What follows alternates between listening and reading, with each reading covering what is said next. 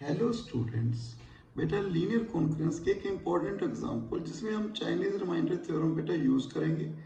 बेटा इसमें क्या है, हमने पहले जितने भी क्वेश्चन किए उसमें हमने एक सोल्यूशन निकाला है। इसमें मैंने आपको बेटा टू इनकॉन्करेंट सोल्यूशन फाइंड करने हैं। Find to mutually incongruent solution module 210 of the system of congruence 2x congruent 3 mod 5 4x congruent 2 mod 6 3x congruent 2 mod 7। बेटा हमने चाइनीज रिमाइंडर थ्योरम में क्या पढ़ा था? x concurrent a1 mod n1, x concurrent a2 mod n2.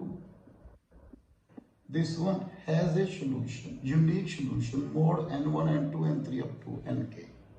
बेटा हमने ये पढ़ा था। इसमें मैंने आपको बताया ना बेटा, ये आपस में क्या होते हैं? Coprime n1 n2 n1 n3, ये सभी क्या है बेटा? कोप्राइम। नेक्स्ट इसको कैसे सॉल्व करते थे? m किसके इक्वल था? n1 n2 n3 n4, this one m upon n1 alpha 1 concurrent 1 mode n1, ऐसे ही n2 दिस वन। उसके बाद t निकालते थे बेटा, t किसके इक्वल था? m upon n1 alpha 1 a1, ऐसे। तो ये मैं यहाँ पे यूज करूंगा। फर्स्ट बेटा इसको इस फॉर्म में लेके आना है। सबसे पहले देखो बेटा, इसमें 5 का कॉमन डिवाइजर क्या है? 1 है ना। तो लीनियर कॉन्करेंस में हमने पढ़ा है बेटा, यदि इसकी वैल्यू, इसका ग्रेटेस्ट कॉमन डिवाइजर 1 है तो मैंने कहा था इसमें एक सोल्यूशन आएगा, एक 1 इनकॉन्करेंट सोल्यूशन आएगा। तो यहाँ पे बेटा देखो 5 का ग्रेटेस्ट कॉमन डिवाइजर, तो इसमें एक ही सोल्यूशन आएगा। पहले इसको इस फॉर्म में लेके आ रहा हूँ बेटा मैं। देखो 2 किसके साथ कॉन्करेंट है बेटा? -3 mod 5। तो यहाँ पे मैंने क्या लिखा बेटा? -3x concurrent 3 mod 5।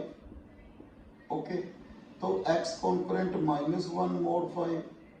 -1 किसके साथ कॉन्करेंट है? 4। तो मेरे पास फर्स्ट कंडीशन आ गई x कॉन्करेंट 4 mod 5। ओके बेटा देखो, -1 किसके साथ कॉन्करेंट है? 4 mod 5। By transitive property x congruent 4 mod 5 आ गया। ये मेरे पास फर्स्ट इक्वेशन आ गई बेटा। क्लियर है बेटा? उसके बाद सेकंड कंडीशन की बात करते हैं। देखो इसमें 4 6 का ग्रेटेस्ट कॉमन डिवाइजर 2 है, तो इसमें 2 इनकॉन्करेंट सॉल्यूशन आएंगे। तो पहले इसको सॉल्व कर लें बेटा। 4x 4 किससे कॉन्करेंट है बेटा? -2 mod 6। तो क्या लिखूं बेटा? -2x concurrent 2 mod 6, x concurrent -1 mod 6।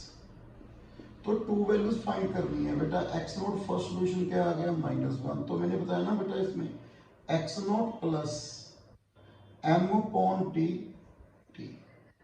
बेटा x नॉट कितना है? -1। m कितना है? 6। कॉमन डिवाइजर कितना है? 2। तो मेरे पास -1 प्लस 3t। ओके, ये बन गया बेटा।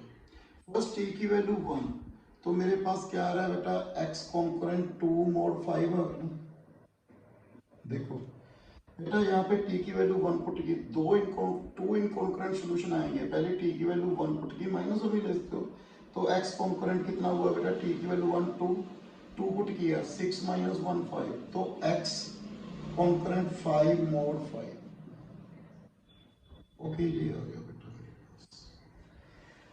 ओके, हम इससे पहले किसको सोल्व करना है ये आपने देखना है। x concurrent 2 mod 5, x concurrent 5 mod 5, आप किसी को भी सोल्व कर सकते हो पहले। तो यहाँ पे बेटा फर्स्ट ये इक्वेशन होगी, इनमें से हम एक स्लाइड करेंगे बेटा। और नेक्स्ट 3x क्या है बेटा? Next 3x congruent 2 mod 7।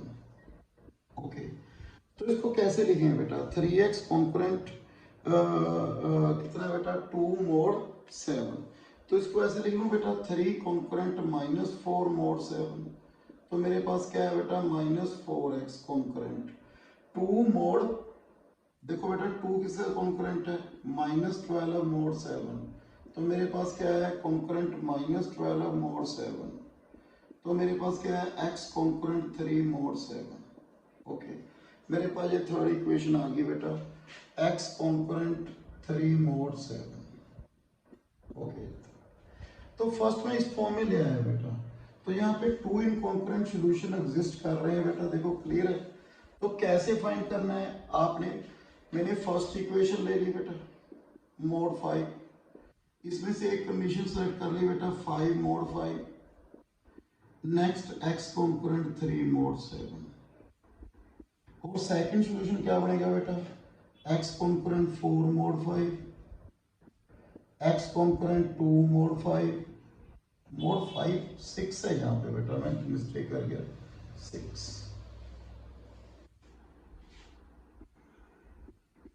And x component 3 mod 7। मेरे पास ये आ गया बेटा, तो मैं एक को सोल्व कर रहा हूँ, एक बेटा ट्राई यूज कर बेटा। तो फर्स्ट मैं इसको सोल्व कर रहा हूँ देखो, a1 की वैल्यू 4, a2 की वैल्यू 5, a3 की वैल्यू 3, ओके क्लियर है। n1 5, n2 6, n3 7। देखो ये कोप्राइम भी है, 5 6 कोप्राइम, 6 7 कोप्राइम, 5 7 कोप्राइम। तो बेटा ये तो इसमें ये थ्योरम लगेगी ना बेटा, चेन एलिमेंट्री थ्योरम। तो फर्स्ट हम क्या निकालेंगे m, 5 into 6 into 7 210, first m upon n1 बेटा कितना हुआ 42, m upon n2 35, m upon n3 30, मेरे पास ये आ गया बेटा।